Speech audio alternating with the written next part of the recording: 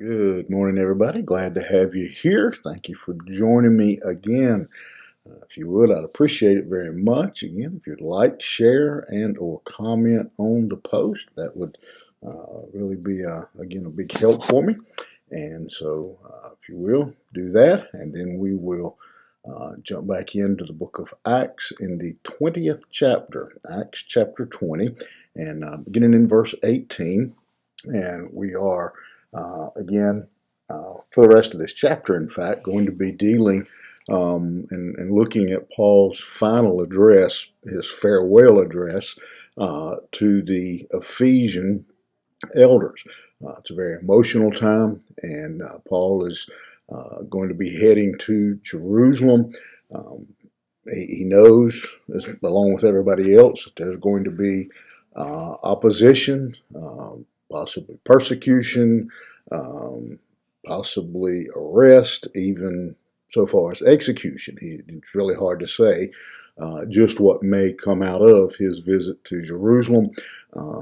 He again will probably never see the Ephesian elders again, or anybody necessarily in Ephesus. And so he's giving them some final words, some encouragement, so that they could continue the work and continue to lead the church in a proper way. And again, verse 17 says, it tells us he's called the elders to him. And when they came to him, he said to them, "You yourselves know how I lived among you the whole time from the first day that I set foot in Asia, serving the Lord with all humility and with tears and with trials that happened to me through the plots of the Jews." He, again, this is the beginning of this farewell message that he has for the elders. And again, very, very emotional time for him and for the elders as well. But again, Paul is simply encouraging them. He is urging them to continue the ministry, to continue the work, using himself as an example. He tells them, he says, from the whole time, from the first day, from the very first day until today, in all kinds of circumstances, I have been faithful to preach the gospel and to share the good news of Jesus Christ. I have done that to serve God in verse 19. I haven't been trying to please man. I haven't been trying to serve you. I haven't even been serving the church. I've been serving the Lord. And the word that he uses there for serve is a word that it is taken, comes from the same word that is used to as slave. Paul says he constantly, one of the things he does often, calls himself a slave of Jesus Christ. And he declares to them that he had served with humility, that he had simply been humble. He had many tears. He had wept over them. He had cried with them. He had cried for them.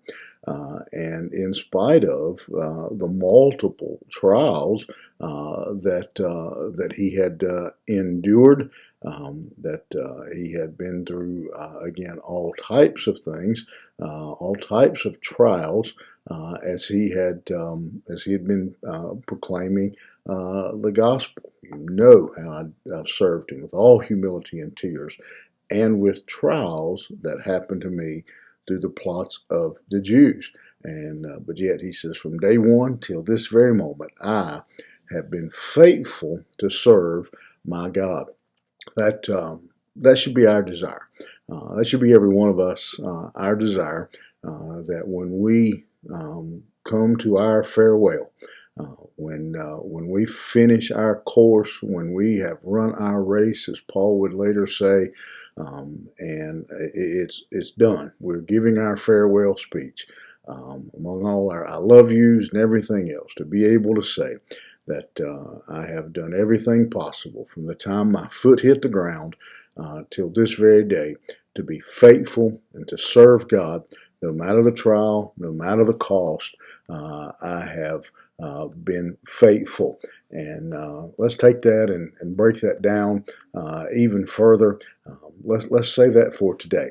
Let's make up our minds that today, when this day is done, that we'll be able to say, I have served faithfully, no matter the risk, the trials, the persecution. I have been faithful to serve God, to proclaim the gospel in every opportunity. Let's make that a day by day prayer, and not then tomorrow we'll get up and repeat. We'll do it again tomorrow. And so as we wrap this up today, I hope you'll keep that in your mind and think about that as you go through this day. I want to be able, when this day is over, to say that I have been faithful from the moment my feet hit the floor this morning until I've laid back down tonight. I have been faithful. Have a good day. We'll see you here tomorrow morning.